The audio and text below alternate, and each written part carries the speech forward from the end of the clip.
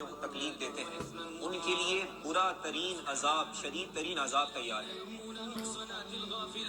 یہاں تک کہ وہ لوگ جو مومنین پہ مومنات پہ تہمت لگاتے ہیں ان کے لیے بھی عذاب ہے، وہ دنیا اور آخرت میں رسوا ہوں گے۔ قال تعالی والذین یؤذون المؤمنین والمؤمنات، اللہ رب العزت نے فرمایا وہ لوگ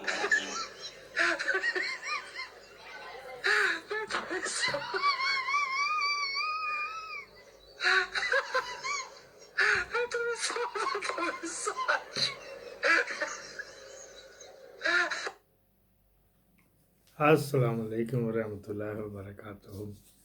آپ دیکھ رہے ہیں نگہبان پاکستان، میں قربان عمران خان۔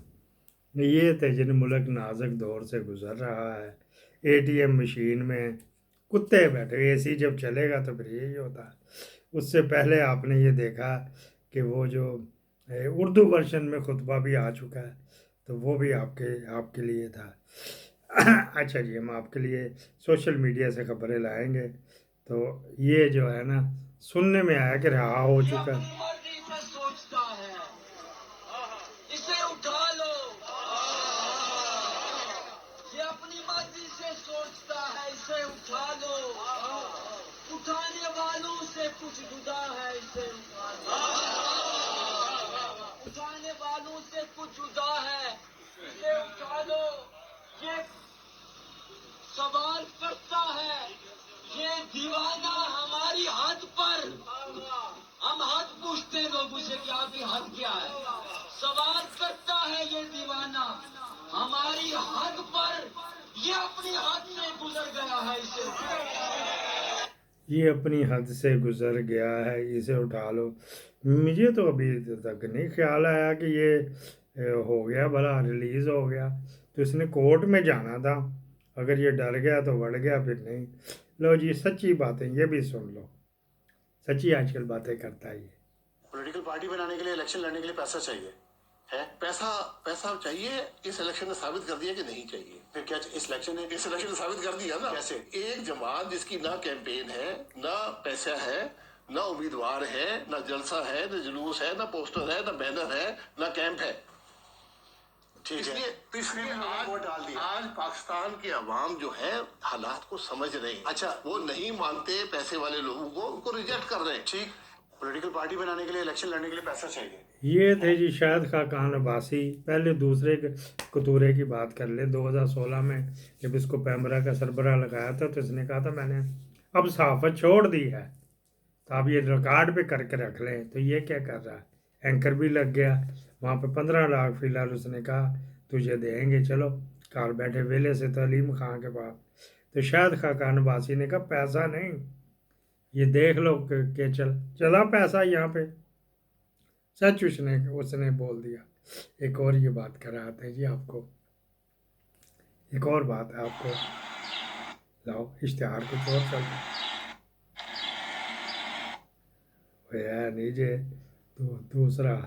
ضیاء الحق وہ اکلوتے پاکستانی صدر تھے جنہیں ایک دن میں 2 مرتبہ روزہ رسول کے اندر حاضری کا اعزاز حاصل ہوا۔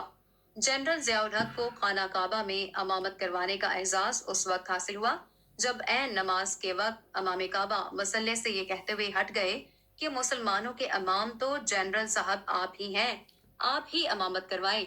پھر جب انہوں نے نماز میں قرآن پاک کی تلاوت شروع کی تو آنکھوں سے آنسو بہنے لگے۔ جنرل ضیاء الحق خود بھی روئے اور ان کی اقتداء میں نماز پڑھنے والے بھی روتے رہے۔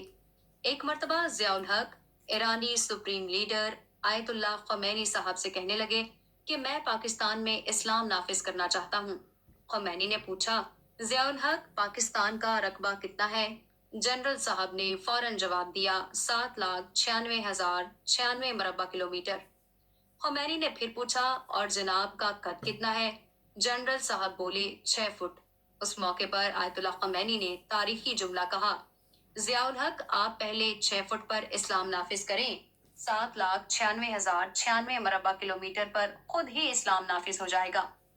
اچھا جی، یہ دو باتیں، نیگیٹو پازیٹیو دونوں باتیں، کہ اس وقت جب یہ تھا، ہم نے تو کہیں پڑھا لکھا نہیں کہ امام کعبہ نے ہٹا دیا ہو اور یہ جناب علی ان کو آپ آگے آگے آپ نماز پڑھائیں، چلو جی فرض کرو کر بھی لیں، امام کعبہ کو بڑھائے، یہ اس کی تعریف اسی الفاظ میں ہی کہ یہ دیکھو کہ یہ جو آپ اس کا حقدار ہیں تو فلانا تو ڈمکانا، آپ اسلام کے نمبردار ہیں.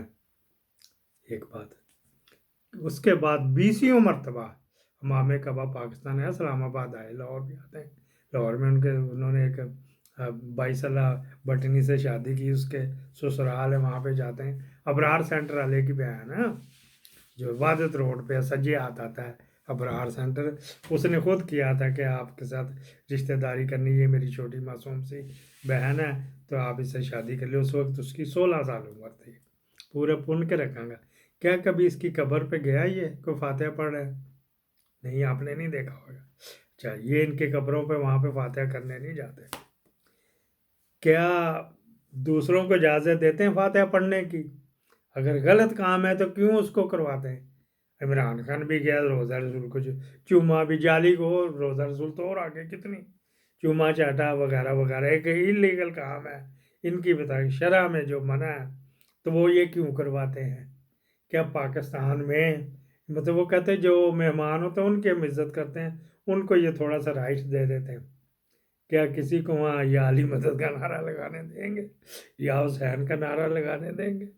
کیا وہاں پہ ماتم کرنے دیں گے؟ نہیں، کیونکہ وہاں پہ روایت نہیں. پھر جس ملک میں ہوتا ہے یہ سور جنہوں نے کھانا ان کو دیں، مسلمان نہیں کہتے. یہاں تو کتنے مسلمان بھی کھاتے ہیں. فروخت کرنے دیتے ہیں کسی کو؟ کیا پاکستان میں کہیں ملتا ہے؟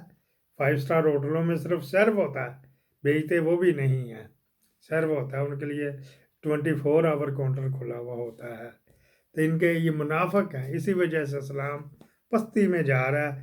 ان کے قول و فعل میں تضاد ہے. اس وجہ سے جناب علی وہ یہ میری ویسے سمجھ سے باہر ہے. شاید میری اس بات سے تکلیف پہنچے گی، ہو سکتا ہے بڑی سخت تکلیف پہنچے، زیادہ بھی پہنچ سکتی ہے. آپ باہر تشریف لے گئے، چائنا چلے گئے، آپ نے وہاں جا کے انگلش میں تقریر کی کہ میں بھیک مانگنے نہیں آیا، میں تو یہاں پہ یہ آپ سے یہ کہنے آیا ہوں کہ آپ آ کے میرے ملک میں انویسٹ کریں. ٹھیک ہے، کر لیں، وہ عقل کا اندھا ہوگا جو کرے گا. اب اپنے جو آپ کی لوکل انڈسٹری ہے وہ ساری کی ساری بند ہے. آپ مجھے یہ بتا دیجئے کہ کوئی بھی انویسٹر جس نے اپنی رقم آپ کے ہاں لگانی ہے تو وہ 2-3 چیزیں ضرور دیکھے گا.